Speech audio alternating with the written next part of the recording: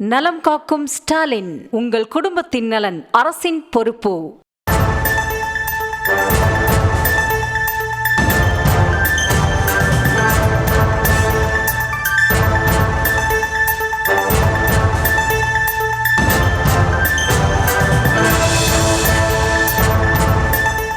மற்றொரு அண்மை செய்தியை பார்த்து வருகிறோம்.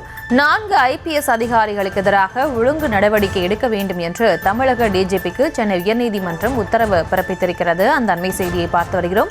விவரங்களோடு இணைகிறார் எமது செய்தியாளர் மதியழகன். வணக்கம். தற்போது சென்னை உயர்நீதிமன்றம் இப்படியான ஒரு உத்தரவை பிறப்பித்திருக்கு. என்ன காரணத்திற்காக இந்த உத்தரவு பிறப்பிக்கப்பட்டிருக்கிறது? அது தொடர்பான முழு விவரம். கடலூர் மாவட்டம் குள்ளஞ்சாவடி காவல் நிலையத்தில் பதிவான வழக்கு தொடர்பாக இறுதி அறிக்கை தாக்கல் செய்யப்பட்ட கோரி சென்னை நீதிமன்றத்தில் மனு தாக்கல் செய்யப்பட்டது.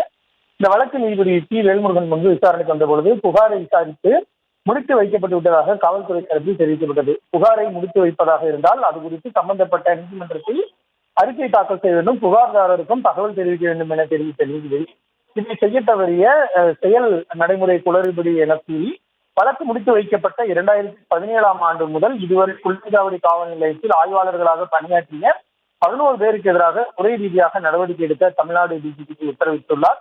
மேலும் இறுதி அறிக்கை நீதிமன்றத்தில் தாக்கல் செய்யப்பட்டதா என்பதை கண்காணிக்க தவறிய காவல் கண்காணிப்பாளர்கள் மீதும் நடவடிக்கை எடுக்க வேண்டும் என தெரிவித்த நீதிபதி 2015ஆம் ஆண்டு முதல் இதுவரை காவல் கண்காணிப்பாளர்களாக பணி வகித்த 4 IPS அதிகாரிகளான Sri Saravanan, N3 Abhinav, S சக்தி கணேசன், S ஜெயக்குமார் மற்றும் R ராஜாராம் அவர் IPS அதிகாரிகளை அவர் உள்ளிட்ட 5 பேர் மீது நடவடிக்கை எடுக்கவும் உத்தரவிட்டுள்ளார்.